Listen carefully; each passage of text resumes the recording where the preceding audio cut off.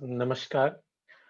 Uh, there has been a lot of anticipation for my next video on how to become a leader by by following the Bhagavad Gita. तो जैसे मैंने आपको पहले भी कहा था, गीता एक लौता ऐसा ग्रंथ है जो आपको जो निश्चय है और जो उत्कर्ष है इस दुनिया में और इसके बाद के लोगों में भी सब जगह कैसे आप जो हाईएस्ट पोजीशन है उसको पा सकते हैं, उसके बारे में अपने को बताता है। और इसका थोड़ा-सा एक पार्ट लेके कैसे हम लीडरशिप में अप्लाई करके जिस भी फील्ड में हम जाते हैं उसमें कैसे हम लीडर बने उस फील्ड के, इसके बारे में हमने एक मैंने कहा था कि बहुत सारे वीडियोज़ होंगे इसमें मुझे खुद नहीं पता। जैसे एक पुरानी कहावत है, कहा जाता है कि जब तक साँस चलेगी तब तक पढ़ाई चलेगी। तो कोई कहता है कितने वीडियोज़ बनाएँगे आप? तो मैं नहीं जानता। जब तक मुझे लगता है कि जो बात मैं कहना चाहता हूँ वो पूरी नहीं होती, तब तक मैं ऐसे वीडियोज़ बनाते रहूँगा। तो to keep it very short and simple, पहले तो आप सबका बहुत-बहुत धन्यवाद, आपने मेरे वीडियोज़ देखे, मुझे बहुत सारे अच्छे रिव्यूज़ दिए। मैंने कोशिश की है, आप देख सकते हैं थोड़ा कुछ अलग करने की। लाइट का प्रॉब्लम थोड़ा बहुत मैंने रिज़ॉल्व किया है और थैंक्स आपने मुझे जो भी कहा, मैं आपके साथ ही ग्रो करना चाहता हूँ। और वीडियो को शॉर्ट रखूँगा, मुझे किसी ने बोला था मैं बहुत घुमा-फिरा के बातों पे आता हूँ, तो मैं पॉइंट पे आऊँगा। 3 चीज़ें मैं मेंशन करूँगा आज, सिर्फ़ 3 चीज़ें। उसमें अगर 3 में और सब पॉइंट्स हुए तो देखा जाएगा, बट बेसिकली मुझे 3 चीज़ें मेंशन करनी है। उन 3 चीज़ों में सबसे पहली बात जो मैं कहना चाहता हूँ, मैंने लिख के रखा है क्योंकि कभी-कभी मैं भूल जाता हूँ, कि अगर एक लीडर होता है, तो लीडर अपनी बातों से डिसाइड नहीं होता, वो डिसाइड होता है अपने एक्शंस से। वो क्या कर रहा है, वो कैसे कर रहा है, वो अगर जो एक लीडर होता है, अगर वो 5 घंटे एक्स्ट्रा देने को तैयार होता है, तो उसके जो पीछे जो काम करने वाले होते हैं, वो भी फिर 4-5 घंटे काम करने के लिए तैयार होते हैं, वरना बोलेंगे ये तो खुद तो कुछ करता नहीं है, हम लोगों पे सिर्फ हुक्म चला सकता है, तो वो इंसान बॉस बन सकता है, पर वो लीडर कभी नहीं बनेगा। लीडर वो होता है जिसके रहते हुए बाकी के लोग अपने आप को एम्पावर्ड महसूस करें, जिसके साथ रह के उन्हें लगे कि अरे नहीं यार, मुझ में भी कुछ है। वो किसी को डोमिनेट नहीं करता, वो लोगों को एम्पावर करता है। तो ये उसके एक्शन से, उसके चलने से, उसके बोलने से, उसके बर्ताव करने से, उसके व्यवहार में, हर चीज़ में झलकता है। वो अंग्रेज़ी की कहावत है ना, actions speak louder than words. तो मैं तो यहाँ पे बोलना चाहूँगा, action speak much much louder than words. शब्दों का तो असर रह जाता है, चला जाता है थोड़ी देर बाद, but actions they keep a long long impression. तो सबसे पहले तो आपको अपने एक्शंस, आप क्या कर रहे हैं, आप कैसे कर रहे हैं और आप कैसे कैरी कर रहे हैं अपने आप को। अगर आपको किसी से कोई काम करवाना है, तो एक है मेरा स्टूडेंट, तो नहीं कह सकता, पर वो छोटा है मुझसे, तो वो अक्सर मैं उससे यही बात कहता हूँ कि लोगों से काम करवाने के लिए एक ही तरीका हर किसी पे अप्लाई नहीं होता। कोई प्यार से बात मानता है, कोई गुस्से से बात मानता है, कोई समझ के बात मानता है। आपको हर किसी को जैसे वो करते हैं, जैसे उनको जो सूट करे, उस हिसाब से आपको करना पड़ेगा। तो एक तो आपको लोगों के मन के मुताबिक जैसा आप उनको ढाल सकें, वैसा आपको ढालना पड़ेगा।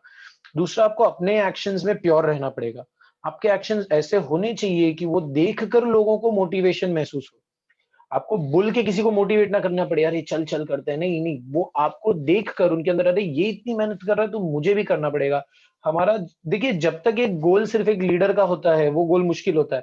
जिस दिन लीडर वो गोल हर किसी के मन में भर देता है अपनी टीम के कि ये हमारा गोल है और सब मिलकर उसकी तरफ चलते हैं ना, तो बहुत आसान हो जाता है। तो मैं आपको जो पहला पॉइंट मेंशन करना चाहता हूँ, मैं टाइम लगातार देख रहा हूँ, मैं नहीं चाहता ये बहुत बड़ा वीडियो बने। पहला पॉइंट है कि actions speak louder than words. इसके लिए हमारा जो मेन फोकस है, वो पूरी तरह किस पे रहना चाहिए? हमारे एक्शंस पे रहना चाहिए, हम कैसे एक्शंस कर रहे हैं। दूसरी चीज़ जो आजकल के यंगस्टर्स का, खास करके जितने लोगों से मैं मिला हूँ, प्रोक्रेस्टिनेशन कहते हैं वो इसको, और पता नहीं उन्होंने एक बड़ा ही फैंसी सा वर्ड डिज़ाइन कर लिया उसको। सीधे-साधे शब्दों में उसको आलस कहा जाता है, कि अरे आज नहीं यार, आज करे सो कल कर, कल करे सो परसों, इतनी जल्दी क्या है, जीना है अभी बरसों, हमारे से एक सर कहा करते थे। तो करने की इच्छा तो मन में बहुत कुछ है, लेकिन सुबह उठ ही नहीं पाते ना।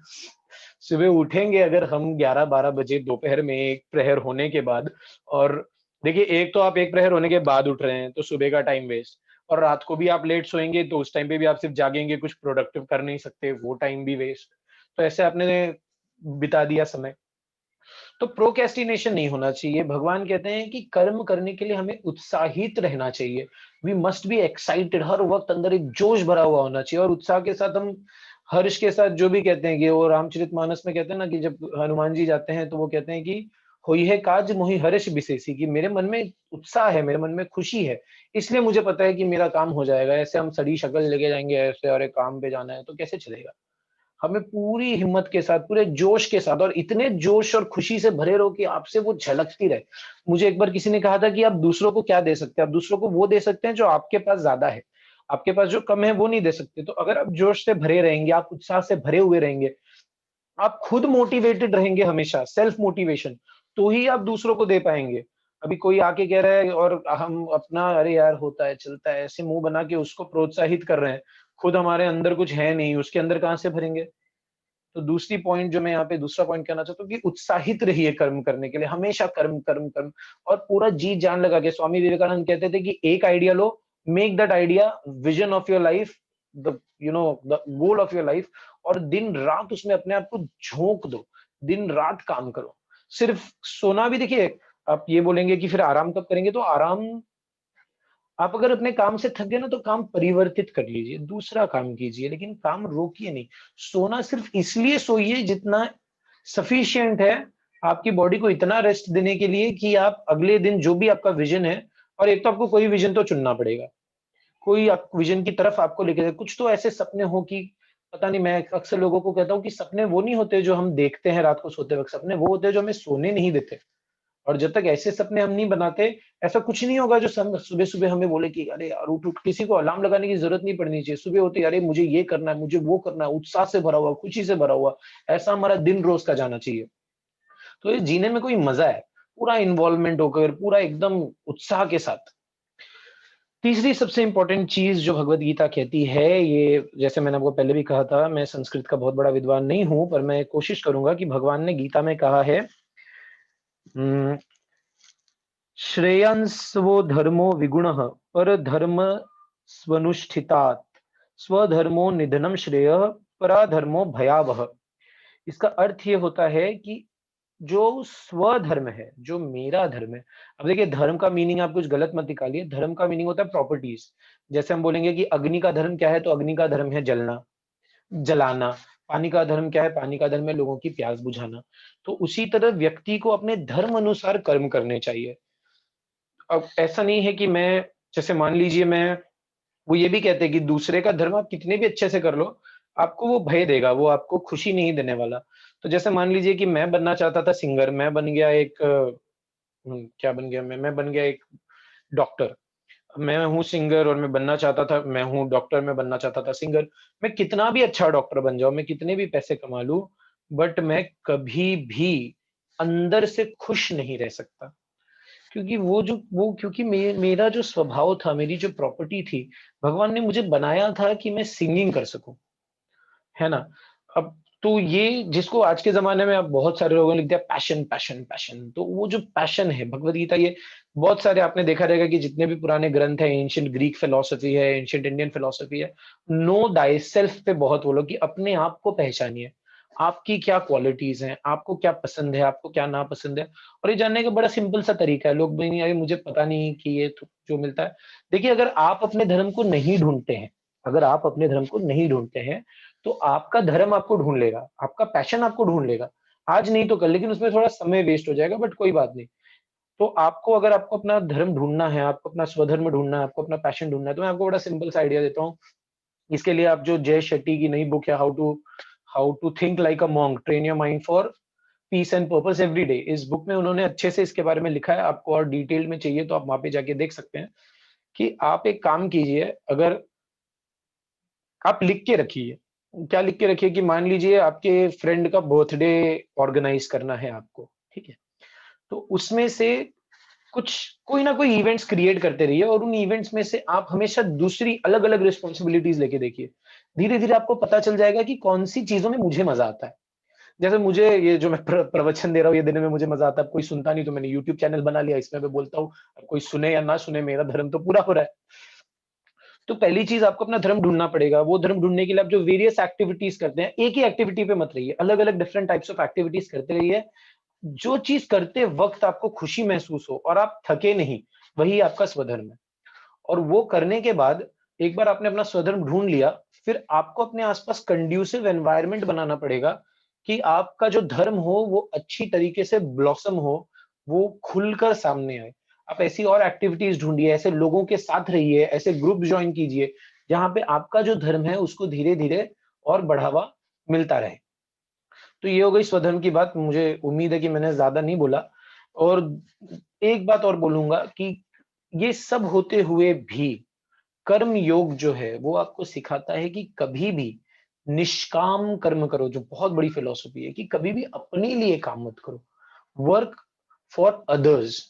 ये कैसे होगा? ये तो बहुत मुश्किल है क्योंकि मैंने तो जी जान लगा दिया और अब मेरे ऊपर तो मुझे तो कुछ मिलना नहीं है, तो फिर कैसे?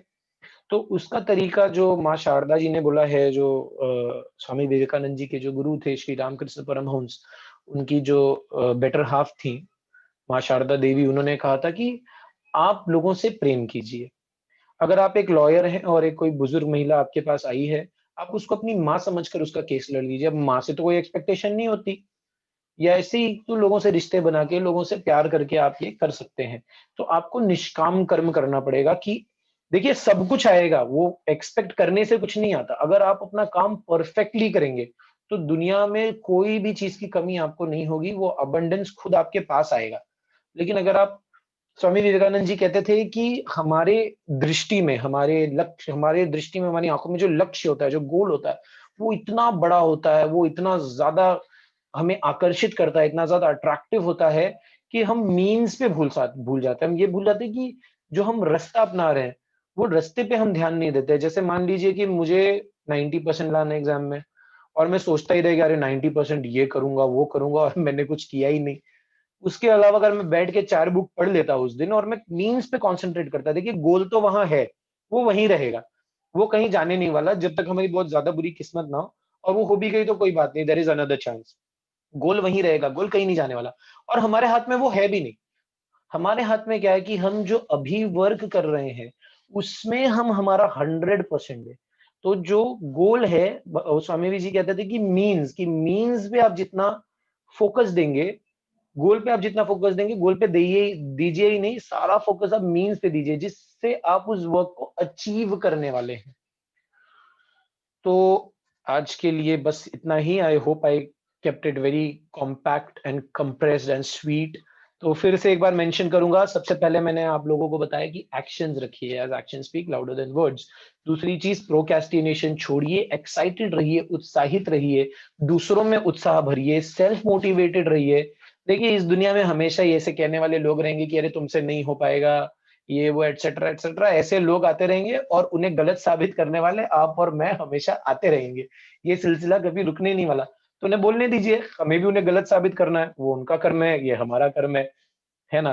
तीसरी चीज, आपको अपना स्वधर्म खोजना पड़ेगा। आपका स्वधर्म क्या है? अगर आप नहीं भी खोजेंगे तो आपका स्वधर्म एक ना एक दिन आपको खोज लेगा, लेकिन थोड़ा समय व्यर्थ हो जाएगा। आप कोशिश कीजिए, धीरे धीरे। आप अपने दोस्तों से पूछ सकते हैं, अपने परिवार से पूछ सकते हैं कि आपकी रुचि, उनको क्या लगता है कि कौन सी चीज आप कर सकते हैं, कौन सी चीज में आप परफेक्ट। और सेल्फ एनालिसिस कीजिए। कभी कभी ऐसा भी होता है कि जो चीज मुझे करनी होती है उसकी मेरे पास स्किल्स नहीं होती, तो स्किल्स तो अक्वायर की जाती है, वो कोई बड़ी बात नहीं है। वो तो भगवान ने व्यवस्था बनाई है कि जो प्रैक्टिस जो है, practice always defeats talent if talent does not practice, ऐसी बहुत पुरानी कहावत है।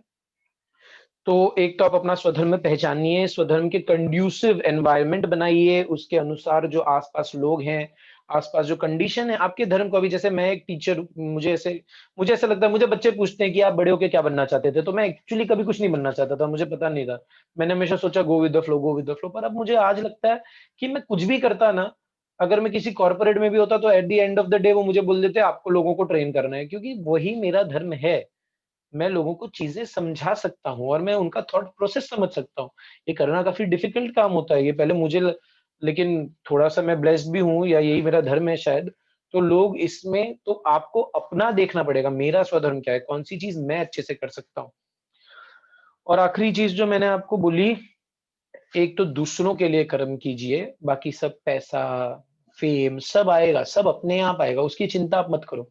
इस यूनिवर्स की व्यवस्था बहुत अच्छी है। आप 5 पैसा देंगे, वो आपको 50,000 वापस देगा। कब देगा, कैसे देगा, ये आपको पता नहीं, ये आपके वश में नहीं, उसके बारे में सोचना भी नहीं, वरना नहीं मिलेगा। उसके बारे में सोचोगे तो नहीं मिलेगा।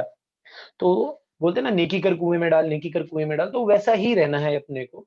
और आखिरी चीज, जो अभी आपके हाथ में है, आपके कंट्रोल में। देखिए जो बहुत ही फेमस है ना वो महाभारत में कि कर्मण्येवा अधिकारस्ते मा फलेषु कदाचन। आपका अधिकार है कर्मों पर, और बहुत ही अच्छे से अधिकार शब्द प्रयोग किया गया है। आपका अधिकार है, और अगर किसी चीज पे अधिकार होता है तो उस अधिकार को आपको एक्सरसाइज करना पड़ेगा। और अगर अधिकार है तो विद ग्रेट क्या था वो सुपरमैन का dialogue, with great power comes great responsibility. किसी चीज पे अगर आपका अधिकार है तो आपकी जिम्मेदारी भी है। तो सिर्फ कर्म पे आपका अधिकार मतलब आपको अच्छे कर्म करने हैं, ठीक से करने हैं, उनका कोई गलत उपयोग नहीं करना है, रिस्पॉन्सिबली करने हैं, और आपको better welfare of the society के लिए काम करना है। आपने समाज को क्या दिया कि आप समाज को कुछ देकर जाएं। बस इसी के साथ मैं अपने शब्दों को विराम देता हूँ। Thank you very